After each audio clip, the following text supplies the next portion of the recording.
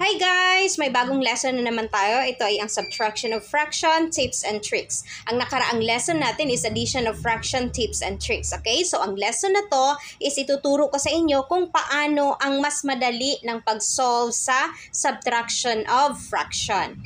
Review lang tayo ng konti. So ito yung mga tinatawag nating fraction. Ang number na nasa taas is tinatawag nating numerator, gaya ni 7 at ni 1. Tapos ang number na nasa baba is tinatawag nating denominator. At itong ating example number 1, tinatawag nating similar fraction kasi pareho ang kanilang denominator, 8. Ito namang nasa number 2, ang tawag natin dito is dissimilar fraction kasi hindi magkapareho ang kanilang denominator, 5 at 3. So hindi siya magkapareho.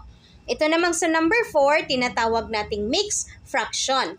Ibig sabihin, meron siyang kasamang whole number. So ang whole number natin is 3 at 2. So ito yung tinatawag nating mixed fraction.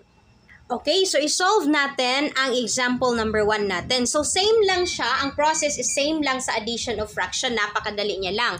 At kapag magkapareho ang denominator is napakadali niya lang isubtract. Kasi ang gagawin natin, kokopyahin lang natin ang denominator kasi magkapareho ang kanilang denominator. So kokopyahin natin si 8. At pagkatapos is isubtract natin ang kanilang denominator. So, ang kanilang denominator is 7 minus 1. So, 7 minus 1 is equal to 6.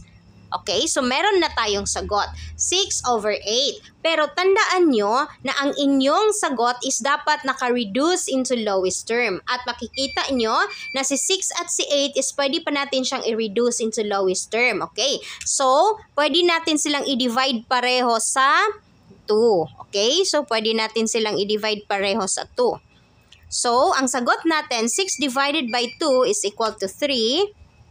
And then, 8 divided by 2 is equal to 4. So, therefore, ang ating sagot sa 7/8 minus 1/8 is equal to 3/4. Okay? So, ito na yung sagot natin. So, ganyan lang siya kadali. Dito naman tayo sa dissimilar fraction. Okay, so same lang din yung gagawin natin sa nakaraang lesson natin sa addition, na ang gagawin natin kapag hindi magkapareho ang denominator is, anong gagawin? I-multiply. So, i-multiply natin ang ating denominator. So, 5 times 3 equals 15. Pagkatapos, ang gagawin natin sa ating numerator is i-cross multiply natin siya. So, numerator dito sa denominator dito at si 1 at si 5. So, 4 times 3 equals 12. Minus 1 times 5 equals 5. Okay. So, 12 minus 5 equals 7. So, meron na tayong sagot agad. So, ibig sabihin, 4/5 minus 1/3 is equal to 7 over 15. O, di ba napakadali lang? Hindi mo na kailangang hanapin ang kanyang least common denominator sa pamamagitan ng paghahanap ng LCM niya. Pagkatapos, i-divide mo pa ang iyong denominator sa iyong denominator dito at i-multiply sa iyong numerator. So, kapag ganito yung ginagawa mo, napakadali lang at makakakuha ka na agad ng sagot. Another example naman tayo. So, 6/7 minus 2/4. Okay. So, again, ang gagawin natin, i-multiply natin ang denominator. 7 times 4 is equal to 28.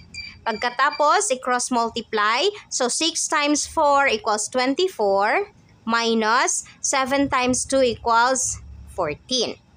So, 24 minus 14 is equal to 10. Okay. So, meron na tayong sagot. 10 over 28. Pero, i-reduce pa natin siya into lowest term. So, maghahanap tayo ng number na pwedeng ma-divide sa kanilang dalawa. Okay, so si 10 at si 28, pwede nating i-divide pareho sa 2. Okay, so divide 2 and divide 2. So, 10 divided by 2 is equal to 5. 28 divided by 2 is equal to 14. Okay, so ito na yung final answer natin, 5 over 14. Dito naman tayo sa mixed fraction. Okay, dahil meron na siyang whole number, ang gagawin natin is i-convert muna natin siya into improper fraction. Okay, so paano yun siya gagawin? So, kukopyahin lang natin ang ating denominator na 3 and 4. Okay, so i-convert natin siya into improper fraction. Paano siya i-convert? So, itong ating denominator, i-multiply sa ating whole number. Okay, so multiply dito. Pagkatapos, i-add natin ang ating numerator.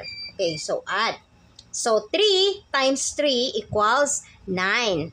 Plus 1 equals 10. Okay, so meron na tayong numerator dito na 10. Dito naman sa kabila.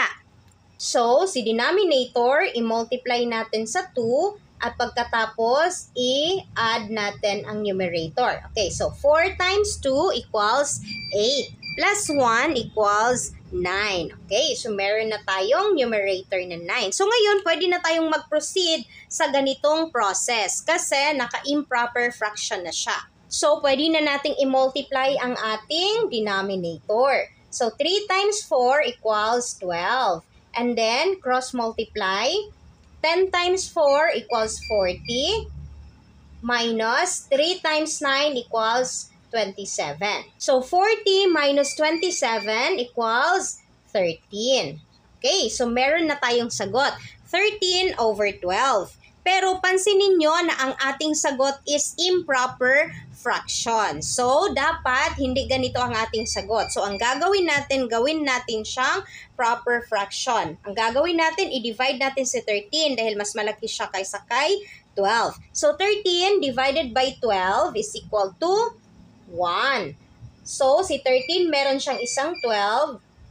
So, meron tayong 1 dito na whole number. At dahil kinuha natin ang 12 dito, ilan yung naiwan? So, isa na lang. So, ibig sabihin, ang numerator natin is 1, ang denominator is 12.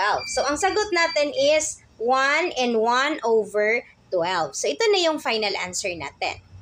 O, di ba napakadali lang mag-solve ng fraction kahit na same denominator pa yan siya at hindi magkaparehong denominator. Basta alam mo kung ano yung mga tricks na pwede mong gawin, madali ka na lang mag-solve ng subtraction of fraction. Ang susunod nating lesson is about multiplication of fraction naman, tips and tricks para mas mapadali yung pag-solve nyo sa inyong mga fractions.